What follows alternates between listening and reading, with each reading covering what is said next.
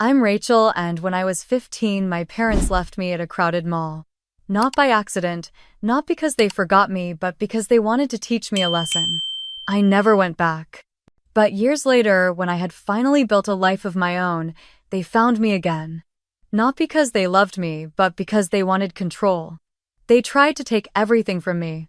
But they forgot one thing. I wasn't that scared kid anymore. My name is Rachel Parker, and I grew up in a small town outside Salem, Oregon.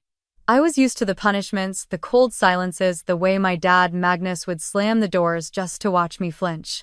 My mom, Celeste, loved to remind me that I was a disappointment, that I'd never be like my sister Madeline. They said it was for my own good to teach me discipline, to make me strong.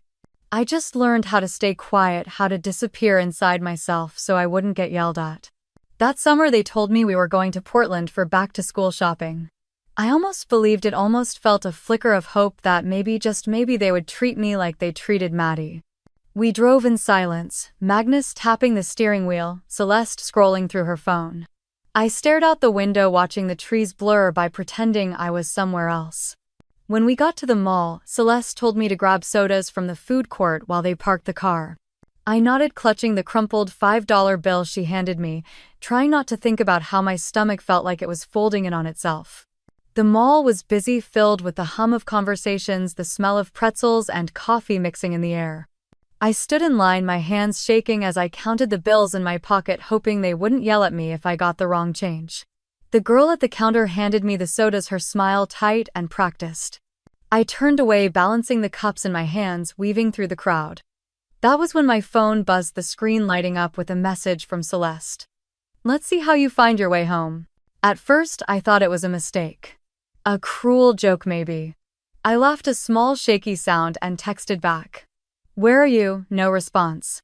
I tried calling, pressing the phone to my ear, hearing it ring and ring before going to voicemail. I called again and again, my thumb shaking, the low battery warning flashing in the corner of the screen. I pushed through the doors, the blast of warm air hitting me as I stepped into the parking lot. The lot was huge, rows of cars stretching in every direction. I walked up and down the aisles, looking for our blue Chevy, feeling my chest tighten with every empty row. "Mom, Dad," I whispered, clutching the sodas so hard the plastic lids buckled. People walked past me laughing, carrying bags, holding hands with their kids who weren't left alone in a parking lot. I felt like I was underwater, everything muffled, the sun too bright as it beat down on the pavement. My phone buzzed once more before the screen went black. I stood there, $15 in my pocket, 2 warm sodas in my hands, and a phone that wouldn't turn back on. My heart pounded so loud I could hear it in my ears, drowning out the sound of cars, the voices, the world around me. I kept telling myself they would come back, that this was just another test, another twisted lesson they wanted me to learn. Minutes felt like hours as I sat down on the curb watching the cars pull in and out, families loading bags into trunks. Mothers fixing their daughters' hair, fathers lifting toddlers into car seats. The mall felt like a different world, one I didn't belong in, one that wasn't meant for a girl like me. I wrapped my arms around my knees, pressing my forehead against them, trying to keep myself from crying. I wasn't going to give them that satisfaction if they were watching from somewhere, waiting to see me break. I told myself I was strong, that I could figure it out, that I didn't need them. But deep down, sitting there alone with the sun burning the back of my neck, I just wanted them to come back. A car pulled up near me, and for a second I thought it was them. I stood up too fast, my legs shaky, the sodas slipping in my hands. A woman stepped out holding her toddler, her husband following with a diaper bag. They didn't even glance at me as they walked past, laughing about something I couldn't hear. I sat back down, pressing my palm against the pavement, feeling the heat burn into my skin. I checked the phone again, tapping the screen, begging it to turn on. Nothing. I didn't know what I would even do if it did. Call them again. Leave another voicemail they wouldn't listen to. Call the police. What would I even say? My parents left me at the mall and I don't know how to get home. A group of teenagers walked past, joking and pushing each other, the smell of fries clinging to them. I watched them, wondering if they had parents who cared where they were, parents who would come pick them up. One of them looked at me and looked away, quickly whispering something to her friend. I pulled my knees closer, trying to make myself smaller. Time felt strange, like the world was moving around me while I stayed stuck. I tried to remember how far Portland was from home. An hour more, could I even walk that far if I needed to? I thought about hitchhiking, but the idea made my stomach twist. I thought about going back inside the mall asking someone for help, but the thought of explaining why I was alone made me feel sick. A security guard walked by glancing at me with a frown. I looked away, pretending to check my phone, pretending I wasn't alone. The last thing I wanted was to be taken somewhere, to have them call Celeste and Magnus, to have them come back angry, telling everyone I was causing trouble again. The sun was starting to set, painting everything in orange and pink, long shadows stretching across the parking lot. I stood up, my legs numb, and walked toward the entrance of the mall, clutching the now warm sodas, trying to think of what to do next. Inside, the mall was starting to empty, families gathering bags, kids whining for ice cream, couples holding hands. I walked past them feeling like I was watching a movie I wasn't a part of. I found a bench near the food court and sat down, placing the sodas beside me. My stomach growled, reminding me that I hadn't eaten since morning. A little girl with curly hair looked at me while licking her ice cream, her mother gently wiping her mouth with a napkin. The mother smiled at her and the girl laughed, ice cream dripping onto her hand. I looked away quickly, biting the inside of my cheek, forcing the tears back. A voice in my head kept saying they would come back. They always did eventually. Maybe this was just another test, another twisted lesson. But deep down I knew it wasn't. I thought about Madeline, how she would have known what to do, how she would have called a friend, made it look easy. But I wasn't Madeline. I was Rachel, the daughter they forgot on purpose. The overhead lights in the mall flickered on, humming softly as people began to leave. I stood up, walking toward the exit, feeling the weight of the day pressing on my shoulders. Outside, the parking lot was half empty now, the sky turning darker, the air cooler against my skin. I walked toward the bus stop near the edge of the lot, the sign tilted slightly, the schedule faded. I didn't have enough money for a ticket, but I needed to do something, anything. Standing there watching the cars pass by, I felt something inside me shift. If they weren't coming back, I would have to find my own way. I wasn't sure where I would go or how I would get there, but I knew one thing for sure. I wasn't going to wait for them anymore. I pulled my hood up and started walking toward the edge of the parking lot. My legs felt heavy, each step slow, but I kept moving. I didn't know where I was going, just that I couldn't sit there any longer. The streetlights buzzed above me, casting long shadows on the sidewalk. A few cars passed by, their headlights flashing across my face, but no one slowed down. I stopped near a bench by the bus stop, the metal cold against my hands. I placed the warm sodas down and wiped my palms on my jeans. I tried to remember the bus routes, wondering if I could get close to home, wondering if I even wanted to. A breeze picked up, making me shiver, the thin fabric of my hoodie useless against the chill that settled into the night air. I pulled my knees up to my chest, resting my chin on them, trying to ignore the hunger twisting in my stomach. Rachel. The voice came from behind me, unsure but familiar enough to make me lift my head. I turned, and there he was, Ben Thompson, holding a bag from a bookstore, his brown hair messy like always. He looked at me, confusion and worry on his face. Ben, I said, my voice cracking. What are you doing out here? He asked, stepping closer, glancing around like he was expecting someone else to appear. I didn't know how to answer, so I just looked down at the ground, blinking hard. He stood there for a second, shifting from foot to foot, before sitting down on the bench next to me. Are you okay? He asked quietly. I let out a small, bitter laugh, shaking my head.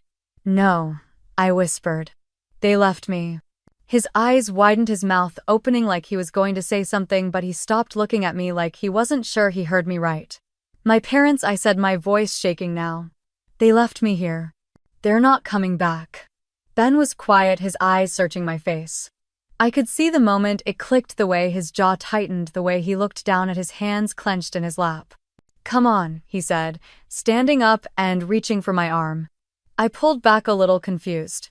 Where my mom's here, he said. We're not leaving you here. I stood up slowly, my legs stiff, and followed him across the parking lot. I saw Susan standing by a car, the back door open, a small lamp inside giving off a warm glow. She was looking down at her phone, but when she saw me, her face changed, softening. Rachel, she asked, stepping forward. I tried to speak, but nothing came out. My throat felt tight, my eyes burning. I nodded, biting down on my lip to keep from crying. She says her parents left her here, Ben said, his voice low. Susan looked at me, her eyes wide, and then she glanced at Ben, back to me, and took a deep breath. Get in the car, honey, she said, her voice gentle but firm. Let's get you warm. I climbed into the back seat, sitting on the edge, unsure if I was allowed to lean back. The warmth of the car wrapped around me, the scent of coffee and cinnamon lingering in the air. Susan got in the front seat, turning to look at me. Are you hungry? She asked. I nodded, wiping at my eyes with the sleeve of my hoodie. We'll get you something to eat at home, she said, giving me a small smile. As we pulled out of the parking lot, I looked out the window, watching the mall grow smaller behind us, the lights fading into the distance. My hands were still shaking, but for the first time that day, I felt like I could finally breathe. Susan drove with both hands gripping the wheel, her eyes flicking to the mirror. Ben sat in the front seat, turning around every few minutes to check on me. I hugged my backpack to my chest, pressing my cheek against it, trying to stay small, quiet, invisible. The glow of the streetlights passed over us, making the car feel like it was moving through tunnels of light and shadow. You're safe now, Rachel, Susan said softly, not taking her eyes off the road. I swallowed, my throat dry, and nodded. I didn't feel safe, not yet, but I wanted to believe her. My stomach hurt, empty and twisted, but I was too tired to care. I closed my eyes for a moment, but every time I blinked I saw the empty parking lot, the headlights moving past me the way they never came back. Susan pulled into a small driveway in front of a 2-story house with blue shutters. The porch light was on, warm and steady, and I stared at it as if it might disappear. Ben jumped out first, grabbing the bags, then opened my door, holding it with a small, nervous smile. Come on, he said. I stepped out, my legs weak, and followed him up the steps. Susan unlocked the door, pushing it open, and the smell of something warm and sweet hit me. Cinnamon, maybe apples, something that made my chest tighten with a pain I couldn't name. Go wash your hands, Ben, Susan said, glancing at me. Rachel, would you like something to eat? I nodded, hugging my arms around myself. She led me to the kitchen, where a plate of cookies sat on the counter next to a pot of tea. She handed me a cookie, and I took a small bite, the taste soft and warm, crumbling on my tongue. I hadn't realized how hungry I was until that moment. Ben came back, dropping into a chair, glancing at me, then at his mom. Can she stay here tonight? He asked. Susan paused, her hand on the tea kettle, looking at me with soft eyes. Of course, she said. She's not going anywhere tonight. I felt my eyes burn, but I blinked the tears away quickly, taking another bite, chewing slowly to keep my mouth busy. Susan handed me a mug of tea, and I wrapped my hands around it, letting the heat sink into my skin. You can take a shower if you'd like, honey, Susan said, her voice gentle. We'll find you some clothes. I nodded again, unable to find my voice. She led me upstairs, showing me the bathroom, placing a towel on the counter. I closed the door and leaned against it, letting out a shaky breath. I turned on the water, watching the steam rise, the mirror fogging up. I peeled off my clothes, the fabric stiff, the smell of the mall and sweat clinging to them. I stepped under the water, letting it run over me, washing away the dirt, the fear, the day. I closed my eyes, letting the warmth hold me, the sound of the water drowning out the thoughts in my head. After I dried off and put on the oversized t-shirt and sweatpants Susan had left outside the door. They smelled like detergent, like something clean, like something safe. I stepped out, clutching my dirty clothes to my chest, and found Ben waiting in the hallway. He looked at me, then at the floor. My room's down there, he said, pointing. Mom said you can sleep in the guest room. Thank you, I whispered, my voice small. He nodded, rubbing the back of his neck, then walked away, leaving me standing there. Susan showed me the guest room, a small space with a bed covered in a quilt, a lamp on the nightstand casting a soft glow. If you need anything, just knock on my door, she said. I nodded, stepping inside, placing my clothes on a chair. I sat on the edge of the bed, running my hand over the quilt, the softness unfamiliar under my fingertips. I turned off the lamp, leaving only the glow from the hallway lighting the room. I lay down, pulling the blanket over me, staring at the ceiling. The house was quiet, the kind of quiet that felt calm, not heavy and sharp like it did at home. My eyes grew heavy, the warmth of the bed pulling me under. Just before sleep took me, I heard Ben's voice, low and serious, drifting from the hallway. Mom, I don't want her to go back there. And for the first time in a long time, I felt a small spark of hope that Maybe, just maybe, I wouldn't have to. That morning, I woke to the soft hum of voices downstairs, the smell of coffee drifting up the hallway. For a moment, wrapped in the warmth of the quilt, I almost forgot where I was. I almost believed I was in a home that was mine with people who loved me. But then I heard my name low and worried, and the fear crept back in. I slipped out of bed, pulling the borrowed sweatpants tighter around my waist, and padded down the hallway. Susan stood in the kitchen, phone in her hand, her lips pressed into a thin line. Ben sat at the table, cereal untouched, his fingers drumming against the wood. They both looked up when they saw me. I froze, heart pounding, searching their faces for anger, for disappointment, for the cold look I knew too well. But Susan's eyes were only sad. "Rachel, honey, come sit down," she said softly. I moved slowly, pulling out the chair across from Ben. He gave me a small, tight smile, but his eyes were worried, darting to his mom and back to me. Susan took a deep breath, setting the phone down in front of me. The screen was filled with comments, like hearts floating across a video that was still playing. I didn't want to look, but I couldn't stop my eyes from moving to the image. Celeste's face filled the screen, tears streaking down her cheeks, hair pulled back like she hadn't slept in days. She clutched a tissue in her hand, voice trembling as she spoke. "Our daughter is missing," she said, looking into the camera with wet, pleading eyes. "She's only 15. We're terrified for her. If anyone knows where she is, please tell us. We just want our baby home." Magnus stood behind her, his hand on her shoulder, nodding solemnly.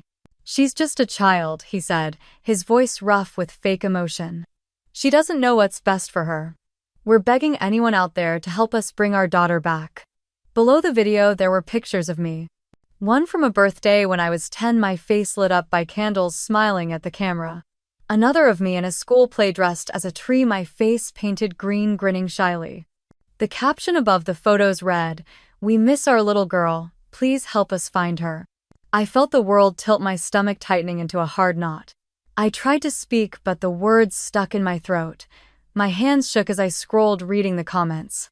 "She's so ungrateful. I can't believe a child would do this. Poor parents, they must be so worried. They don't deserve this." Tears blurred my vision, the words smearing together, sharp and cruel. I handed the phone back to Susan with trembling hands, pulling my knees up onto the chair, wrapping my arms around them. "They're lying." I managed to whisper, my voice cracking. They left me there." "I know, sweetheart," Susan said, her hand covering mine, warm and steady. "We know the truth." Ben's fists were clenched on the table, his jaw tight. "They're making you look like a runaway. Like it's your fault." I shook my head, burying my face in my arms, the heat of shame and fear burning through me. I could hear the comments in my head, the whispers at school, the judgment in the eyes of neighbors who only saw what Celeste and Magnus wanted them to see. "What if they come here?" I asked, lifting my head, my voice small and shaking. "What if they try to take me back?" "They won't," Susan said firmly, her eyes sharp now. "They can't just take you. We won't let that happen." Ben reached across the table, his hand brushing against mine. "You're safe here, Rachel," he said. "You don't have to go back."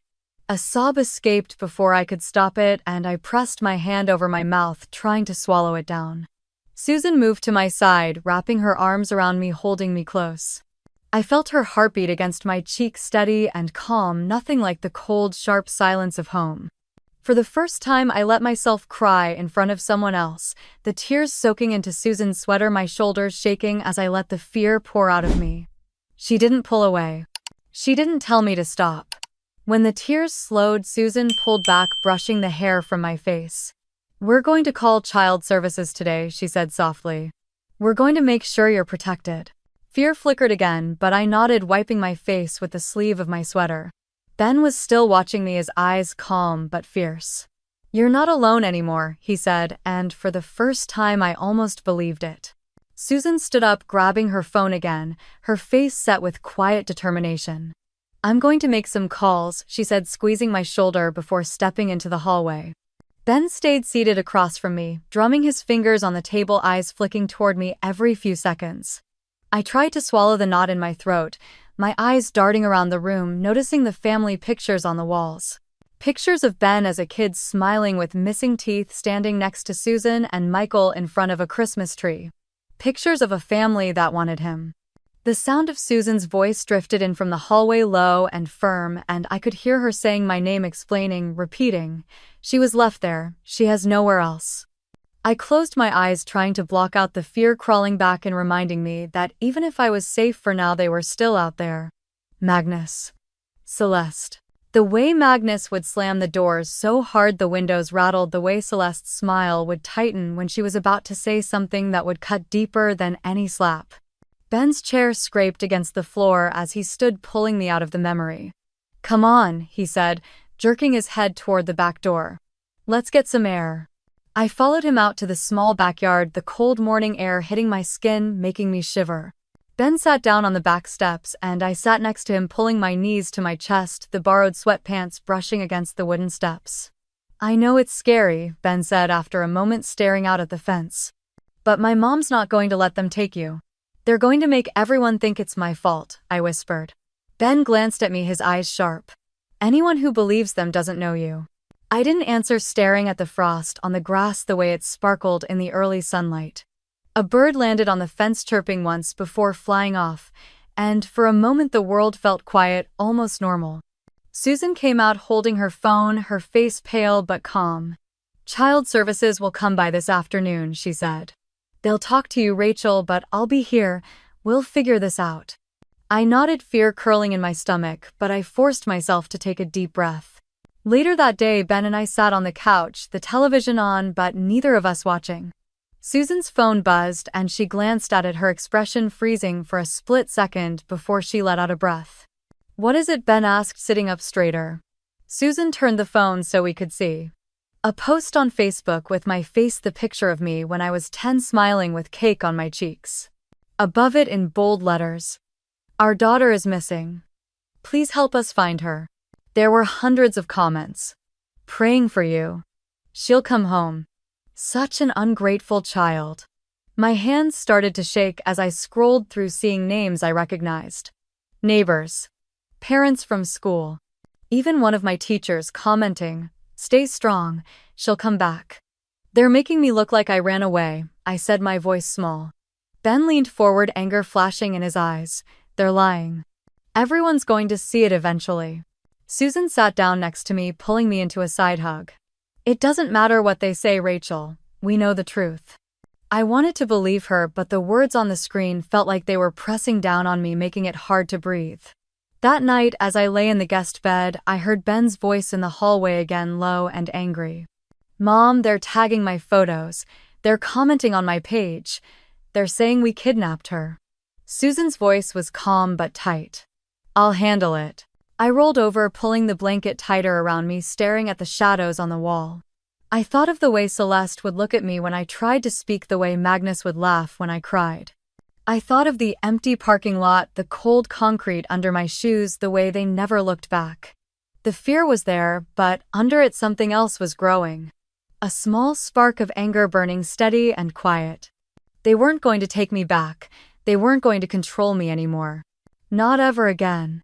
I woke up to the sound of Susan's voice, low and tense, drifting up the hallway. I slipped out of bed, pressing my ear against the cool wood of the door, listening. Her words were sharp, each one clipped like she was trying to hold herself together. "You have no right to threaten us," she said. I held my breath, pressing my hand against my chest to calm the pounding in my ribs. "You're not her legal guardian anymore." Susan continued, her voice shaking just once before steadying. "If you want to discuss this, you can talk to child services." A deep voice answered, muffled but cold, and I pressed closer, trying to catch every word. "You're harboring a runaway," the man said. "You're risking everything for a kid who isn't even yours." I could almost see Susan's jaw tighten, the way her eyes narrowed when she was angry. "We're done here," she snapped, and the line went dead. I backed away from the door, my heart racing, slipping back into bed before she could see me. I pulled the covers to my chin, staring at the ceiling, the shadows shifting as the morning light moved across the room. My phone buzzed on the nightstand, the screen lighting up with a name that made my stomach drop. Madeline. I hesitated, then swiped it open, reading her message. "Em về đi, đừng làm khó mọi người nữa." My throat closed, heat burning behind my eyes. I typed back quickly, my fingers trembling. "Did you give them my address?" The typing bubble popped up, then disappeared. then popped up again before her reply came. Your family, Rachel. You belong home. Home. I almost laughed, but it came out as a choked breath, tears slipping down my temples onto the pillow. I sat up, pulling my knees to my chest, staring at the message. Madeline had always been the perfect daughter, the one who never spoke back, who smiled when Celeste told her to, who hugged Magnus even when his breath smelled like whiskey. I used to watch her, and wish I could be like her, wish I could make them love me like they loved her. Now she was telling me to go back, to give up the small piece of freedom I had found, to crawl back into that house and pretend everything was fine. My phone buzzed again, another message from her. You're making things worse for all of us. I wiped at my eyes, anger mixing with the fear, hot and sharp. I typed back each word, slow, careful. They left me. They don't get to have me back. There was no reply, just silence, and I tossed the phone onto the bed, pressing my hands against my face, trying to breathe. Outside the window, I could hear Ben's voice in the backyard, laughing with Michael as they raked leaves into piles. The sound felt like it came from another world, one I didn't deserve to be part of, but one I wasn't ready to lose. I stood up, pacing the small room, the floor creaking under my bare feet. I knew Ethan was the voice on the phone, pretending to be some family lawyer, using Madeline to get to me. I knew what he wanted: money, control, whatever Celeste and Magnus promised him. But I wasn't going to let them pull me back. I wasn't going to let them decide my life anymore. I pulled on a sweatshirt and opened the door, stepping into the hallway. Susan was in the kitchen, her hands wrapped around a mug of coffee, her eyes staring at nothing. She looked up when she saw me, trying to force a small smile that didn't reach her eyes. Morning, honey, she said, her voice tired. I nodded, walking to the table and sitting down across from her. The air felt heavy, the silence thick, pressing down on both of us. They called again last night, Susan said, her fingers drumming against the mug. That man Ethan, he said, he's representing the Parker family now. He said we're breaking the law by keeping you here. My stomach twisted, anger and fear battling inside me. He's not a lawyer, I said, my voice flat. He's Maddie's boyfriend. He's using her to get to me.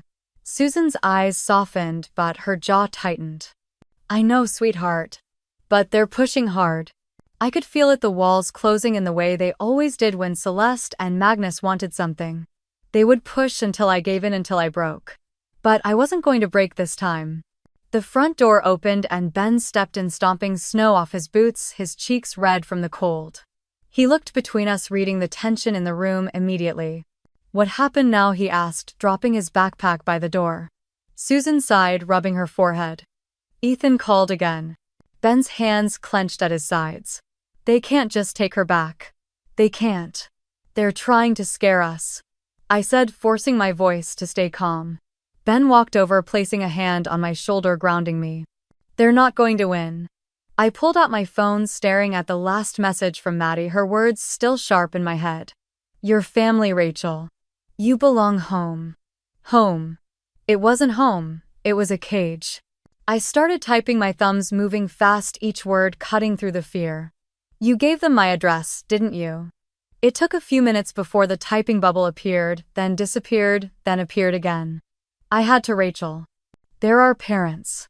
I let out a sharp breath, my vision blurring for a moment. I blinked it away, my jaw tightening. They left me, I typed. They don't want me. They just want control. Her reply came fast. You don't understand how hard it's been for them. I almost laughed, but it came out as a low, broken sound. I could picture her sitting in her tiny apartment with Ethan, believing every lie Celeste told her, thinking she was doing the right thing. Ben leaned over, reading the messages, his eyes darkening. She's not on your side. I swallowed, typing one last message. Don't contact me again. I blocked her number, my finger hovering over the screen before I pressed down, a final small act of control. Susan was watching me, her eyes filled with something like pride but also sadness. I'm calling child services again today, she said. We're going to fight this. I nodded, pressing my lips together to keep them from trembling. I wasn't going to cry, not over them, not anymore. Ben squeezed my shoulder gently.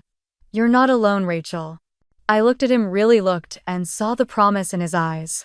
For the first time, I believed it fully. But deep down, I knew this wouldn't end until I ended it. If they wanted a fight, they were going to get one. It was a Tuesday afternoon when Susan met me outside the school office holding a small envelope. Her eyes were soft, but her lips pressed together like she was holding something back. She handed it to me carefully like it might break in her hands. "This came for you," she said. I looked down, seeing my name written in shaky, careful letters. Rachel Parker, in a handwriting I didn't recognize, but something about it made my chest tighten. "Who is it from?" I asked, my voice small. Susan placed a gentle hand on my shoulder. "I think you should read it, honey." I nodded, slipping the envelope into my backpack, walking silently next to her to the car. The ride home was quiet, the envelope burning in my mind, my fingers itching to tear it open. When we got back, I went straight to the small desk in the guest room, dropping my bag and sitting down. I pulled the envelope out, turning it over in my hands, tracing the letters with my thumb. Then I opened it. The paper inside was thin-lined, the ink smudged in places. The handwriting was messy but careful, like each letter was written slowly with trembling hands. "My dearest Rachel," it started. I felt the world pause, the air catching in my chest. "I don't know if you will ever get this. I've tried to send letters, gifts, cards since you were 12, but I don't know if you ever saw them. I don't know if you even know I'm still here." I blinked, tears blurring the words, but I kept reading. "Your mother didn't want me around. She told me it was better if I stayed away. Your father took what little I had left, said it was for your future, but I don't think that was true. They made me sign papers I didn't understand, and then I ended up here in a place that smells like bleach and sadness." My hand flew to my mouth, a small sob escaping. "I'm sorry I couldn't protect you, Rachel. I'm sorry I wasn't there to hold you when you were scared, to tell you that you were loved, that you were wanted. Because you were. You are." The tears fell hot and fast, dripping onto the paper, smudging the ink. "I love you, my sweet girl. I always have. I always will. Love, Grandma Margaret." I pressed the paper to my chest, curling over it, the sobs shaking my body. All this time I thought no one wanted me, that I was alone, that I was worthless. But it was a lie. They lied. Celeste lied. Magnus lied. And they took everything from her, from me, just so they could keep control, so they could keep me small, afraid, grateful for the scraps they threw me. I wiped my face with the back of my hand, clutching the letter so tightly the paper crinkled under my fingers. I stood up, walking to the window, looking out at the street, the snow falling in soft flakes, covering the world in quiet white. But inside me there was nothing quiet anymore. They took everything from me. They hurt the only person who truly loved me. They left me alone. I pressed the letter against my lips, closing my eyes, letting the last tear fall. And I promised her right there in that small, quiet room that I would make them pay. I placed the letter gently on the desk, smoothing the wrinkles where my hands had shaken. I didn't want to let it go, but I needed to breathe. I stood by the window, pressing my forehead against the cold glass, watching the snow fall in soft, slow flakes under the streetlight. Each flake felt like a tiny promise that the world was bigger than Celeste and Magnus, bigger than the lies they told me. Downstairs, the soft clink of dishes reached me, Susan's voice mixing with Ben's low laugh. It was a warm sound, safe, but inside me, everything felt sharp, buzzing like I had swallowed electricity. I walked downstairs, the letter folded carefully in my pocket, every step steady. Susan turned, drying her hands on a towel, her eyes scanning my face. "You want some tea, honey?" she asked. I nodded, sitting at the table. My hands curled around the warm mug she placed in front of me, grounding me. I watched the steam rise, remembering how Grandma Margaret used to put extra honey in my tea, calling it sunshine in a cup. Susan sat across from me, her eyes soft but searching. "Do you want to talk about it?" I shook my head at first, but then the words pushed out. "She tried to send me letters. For years, they kept them from me." Susan's lips pressed into a hard line, her hand resting over mine. "They don't deserve to be your parents." I swallowed, the anger tightening in my chest. "They took her money, left her in a place that smells like bleach, and never told me." Ben leaned against the doorframe, watching, his face pale, eyes hard. "We're going to see her, right?" he asked, looking at his mom. Susan nodded. "I called the nursing home. They said she's been asking about you, Rachel. They said she talks about you all the time." A sob crawled up my throat, but I swallowed it down, shaking my head. "I thought no one wanted me." "You were wanted," Susan said, her voice fierce. You were loved. Don't let their lies take that from you. I pressed my palms to my eyes, letting out a shaky breath. She said she's sorry for not protecting me. She did her best, Susan whispered. She's still trying. I lowered my hands, meeting her eyes. I need to see her. You will, she promised. Ben walked over, pulling out the chair next to me, dropping into it. We'll go this weekend. I nodded, gripping the cup tighter, letting the warmth soak into my cold hands. That night, I couldn't sleep. I lay in bed, the letter under my pillow, the words running through my head like a quiet chant. You are loved. You are wanted. I turned on my side, staring at the moonlight spilling across the floor, remembering every time Celeste called me ungrateful, every time Magnus slammed the door in my face, every cold dinner where no one spoke to me. They made me believe I was nothing. But Grandma Margaret never stopped believing in me. And now I had a piece of her love, proof that their lies were just that, lies. Proof that I wasn't worthless. That I wasn't alone. In the darkness, I let my promise take shape. I would see her. I would tell her she wasn't alone either. And then I would make sure Celeste and Magnus could never hurt us again. Ben and I stood side by side, caps in hand, as the Stanford bells rang out. The crowd around us buzzed with laughter, cheers, and camera shutters, but for a moment all I heard was my heartbeat, steady and calm. I looked down at the diploma in my hands, the seal catching the afternoon sun, proof that I had made it. Ben reached over, his fingers brushing mine before he laced them together. We did it, he whispered, a smile tugging at the corner of his mouth. I nodded, swallowing the lump in my throat. Yeah, we did. We walked down the steps, our robes brushing against each other, the crowd parting around us as families hugged and posed for photos. I watched them, remembering the empty chairs at my high school graduation, how Celeste and Magnus never showed up, how I told everyone I didn't care. Now I didn't have to pretend. Susan and Michael stood waiting, their faces bright with pride. Susan's eyes glassy as she pulled me into a hug. You've made it so far, Rachel, she whispered against my hair. I hugged her back, closing my eyes for a moment, letting myself feel it, letting myself be held without fear. Michael clapped Ben on the back, pride in his eyes. Ready to take on the world, son? Ben grinned, glancing at me. We're ready. Later, as we packed up the last of our boxes in our tiny apartment, I pulled out the folder from the bottom drawer of my desk. Inside were papers, screenshots, copies of old emails, bank records, hospital reports. Evidence. 7 years of gathering every piece of proof, every lie they told, every debt Magnus forced Grandma Margaret to sign, every time Celeste told the world I was ungrateful. The screenshots of Ethan pretending to be a family lawyer, threatening Susan, and Michael demanding money to drop charges. Ben closed the last box and turned to me, his smile fading as he saw what I was holding. He walked over, sitting next to me on the floor, taking the folder from my hands, flipping through it carefully. You've been ready for this for a long time, he said. I nodded, the old fear trying to creep in, but I pushed it back. I needed to be sure. We have David now, Ben reminded me. And you have me. I looked at him, really looked, seeing the boy who found me on that cold night by the mall, who handed me a soda and told me I wasn't alone, who stood by me every day since. I took a deep breath, letting it out slowly. It's time.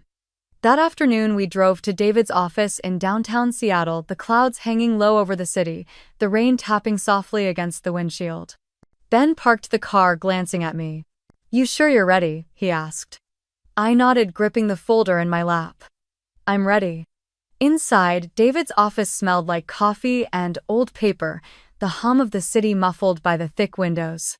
David looked up from his desk, his kind eyes serious as he gestured for us to sit. You've done the work, Rachel, he said, flipping through the folder. We have enough to move forward. I watched his fingers move across the documents, the photos of Grandma Margaret's signature shaky, and forced the statements from the nursing home about how the payment stopped, the screenshots of Celeste's live stream calling me ungrateful. The phone logs from Ethan's threats. They don't get to win, I said quietly. David looked up, nodding. No, they don't. Ben reached over, taking my hand, squeezing it once, grounding me. I met David's eyes, my voice clear. File the case. David's lips curved into a small smile. It would be my honor. David stood, shaking Ben's hand, then mine, his grip firm, steady. I'll draft everything tonight, he said, gathering the papers into a neat stack. Tomorrow we file.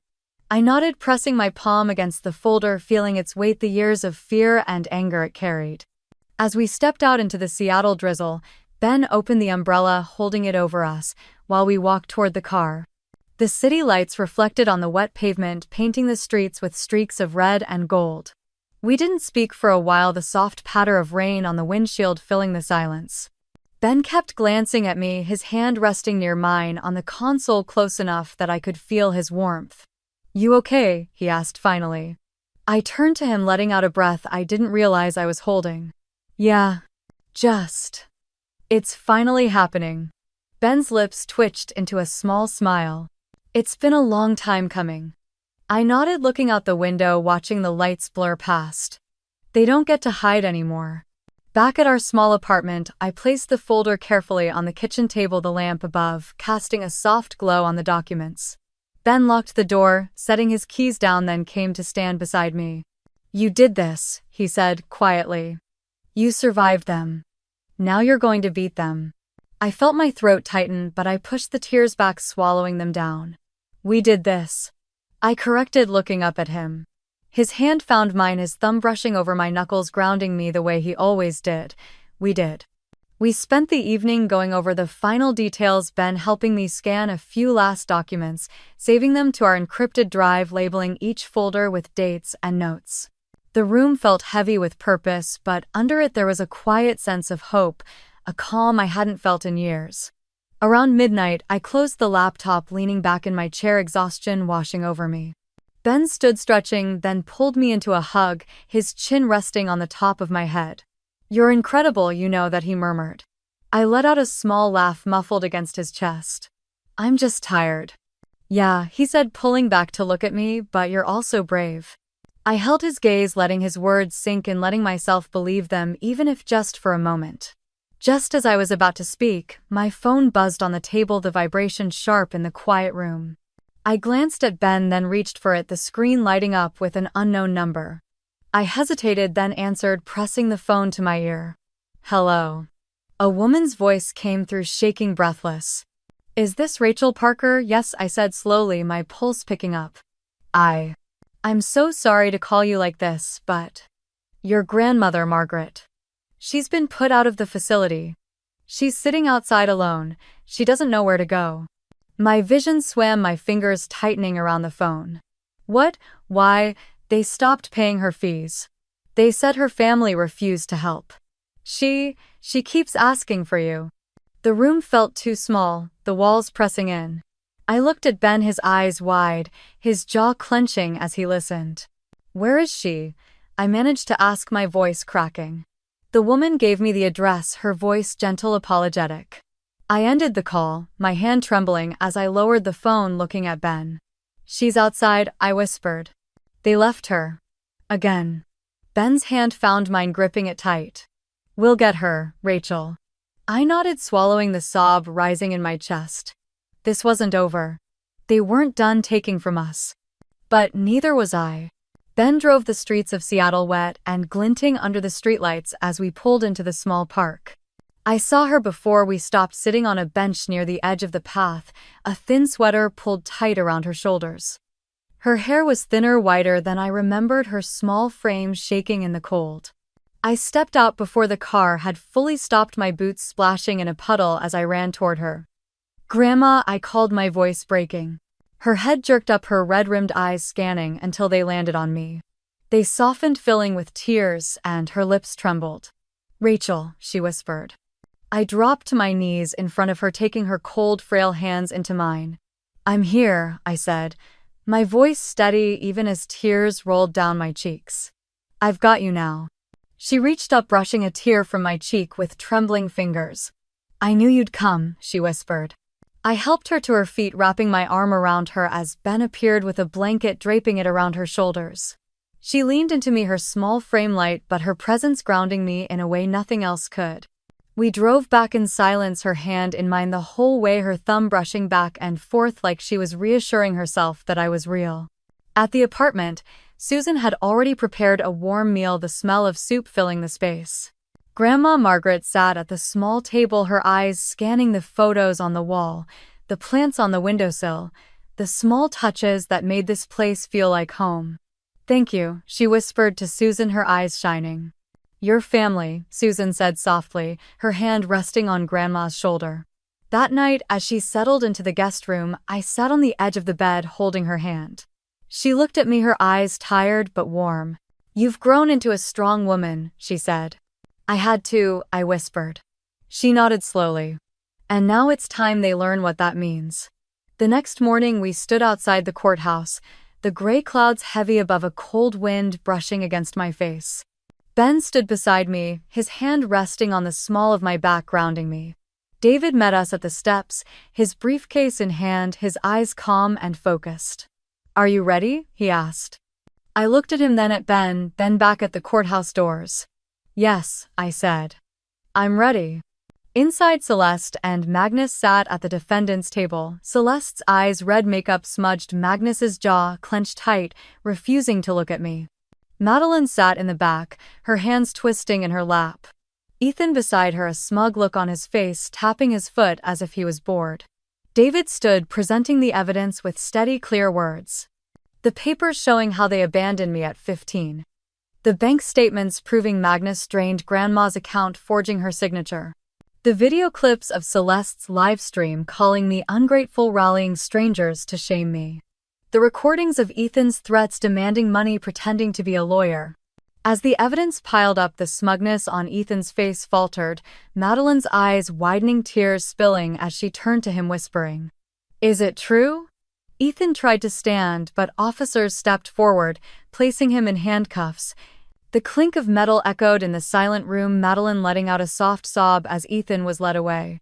Celeste's eyes found mine, wide and desperate, her lips trembling. "Rachel, we just wanted you home," she whispered. I stood, stepping forward, meeting her gaze, my voice calm. "This is the lesson you needed to learn." She opened her mouth to speak, but nothing came out. Magnus stared at the table, his shoulders slumped for the first time in my life, and I felt nothing but clarity. The judge's gavel struck the wood, the sound sharp in the quiet courtroom.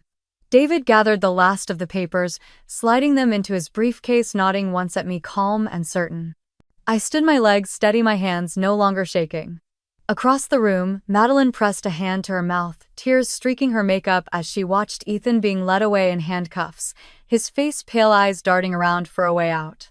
He tried to pull away, shouting, "This is a mistake, you can't do this." The officers tightened their grip, leading him out as the heavy door closed behind them with a final echoing thud. Madeline turned to me, her eyes red, pleading. "Rachel. I didn't know. I didn't know he." I met her gaze, my voice steady. "You chose not to know." She flinched, taking a step back, her shoulders crumpling under the weight of the truth she could no longer ignore. Celeste's lawyer leaned over, whispering to her, but she didn't move, her eyes locked on me, wide and empty. "We just wanted you to come home," she whispered again, softer this time, like she was trying to convince herself. I stepped forward, close enough to see the fine lines around her eyes, the way her hands trembled as she twisted the hem of her sleeve. "Home isn't a place you get to demand," I said, my voice calm. "Home is where you're safe. You made sure I never had that." Magnus didn't look up, his hands clenched on the table, his shoulders hunched like he was trying to disappear. For once, there was no rage, no barked orders, just silence, heavy and small. The judge's voice broke through, clear and final, sentencing Magnus and Celeste to restitution, probation, and mandatory counseling for elder abuse, adding community service for their role in the financial exploitation of Grandma Margaret. Their lawyer tried to argue, but the judge cut him off, reminding the court of the evidence, the signatures Magnus forced, the payments stopped, the live streams Celeste posted. I stood listening, each word from the judge like a stone placed back where something had been hollow in my chest for so long. Each sentence was a piece of my childhood reclaimed. As the bailiff called for the courtroom to clear, I turned, finding Grandma Margaret seated quietly in the back, Susan beside her holding her hand.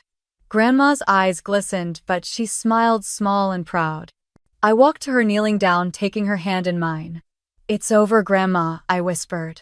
Her hand, frail and warm, closed around mine, her thumb brushing over my skin. "You did it, my girl," she whispered back. "You brought the truth to light." I stood, helping her to her feet, Susan steadying her other side.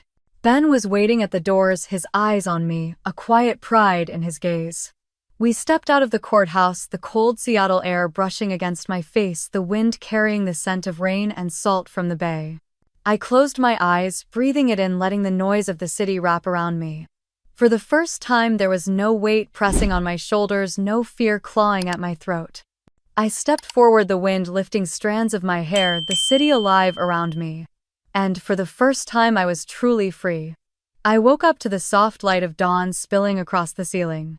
For a moment, I lay still, listening, waiting for the sound of footsteps in the hall, the creak of the floor, the sharp knock on the door that used to send fear through me.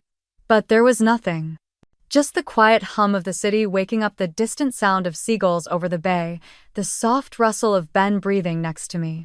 I turned my head, watching him sleep, his hair messy, his face relaxed in a way that made something warm bloom in my chest. Carefully, I slipped out of bed, pulling on a sweater, padding barefoot to the kitchen. Grandma Margaret was already awake, sitting at the small table by the window, a cup of tea in her hands, steam curling into the morning air. "Morning, Grandma," I said softly. She looked up, her eyes crinkling, her smile warm. "Morning, my girl." I poured myself a cup, sitting across from her, letting the quiet wrap around us.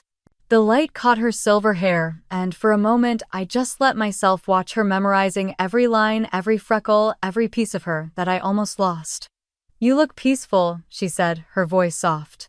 I nodded, taking a sip of the tea, letting it warm me from the inside out. "I think I finally am." She reached across the table, her hand covering mine, her skin warm and thin but strong. "You made it, Rachel." I swallowed, blinking back the tears that burned at the edges of my eyes. "We made it."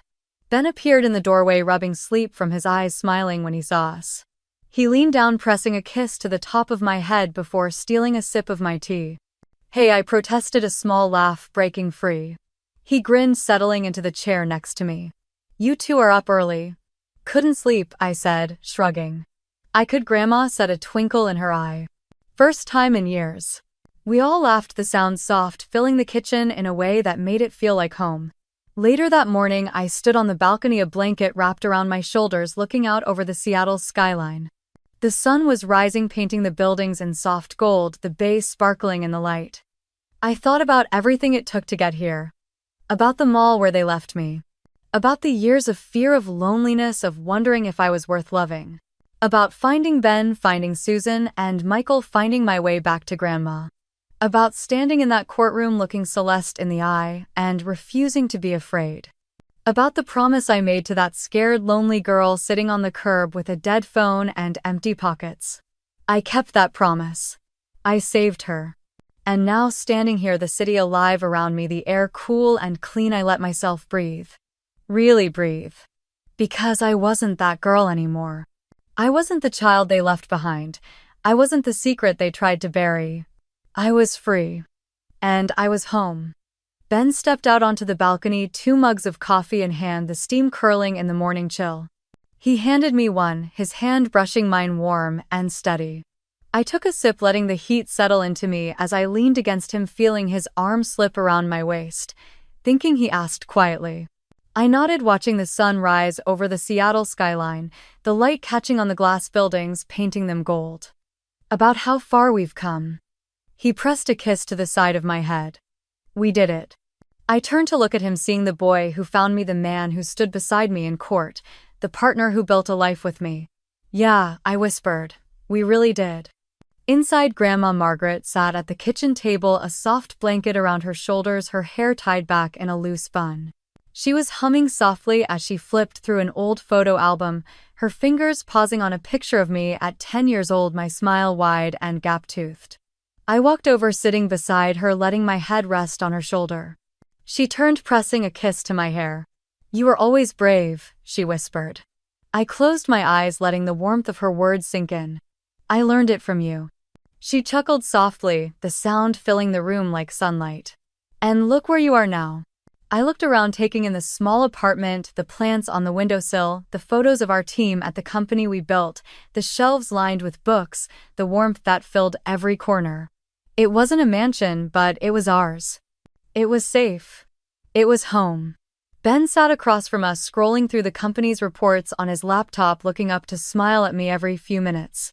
Our startup had grown faster than we expected, and clients trusted us, respected us. We built it on honesty, on hard work, on the promise that we would never become like them. Magnus and Celeste lost everything in court. Their reputation, their money, their lies exposed. They tried to smear my name again, but no one listened this time. No one believed them. Ethan was still in prison serving time for fraud and attempted extortion, his smirk wiped from his face when the verdict was read. Madeline had shown up to one of the hearings, standing at the back, tears on her cheeks as she signed the papers to end it with him. She moved to a small town, started over, sent me a letter once, apologizing for not seeing the truth sooner. I forgave her, but I didn't let her back in. Some things could heal, but some things needed distance to stay whole. That night, I stood on the balcony again, the lights of Seattle glittering below, the cold air sharp and clean. Ben stepped behind me, wrapping his arms around my waist, resting his chin on my shoulder. "Are you happy?" he asked. I closed my eyes, breathing in the scent of rain and city lights. "Yeah," I whispered, "I am." Because I wasn't the girl they left behind at that mall anymore. I wasn't the scared teenager hiding in corners, waiting for the yelling to stop. I wasn't the secret they tried to bury. I was free. And I was finally home. What would you have done if you were me? Have you ever been in a situation like this? Share in the comments. Don't forget to like and subscribe for more stories like this.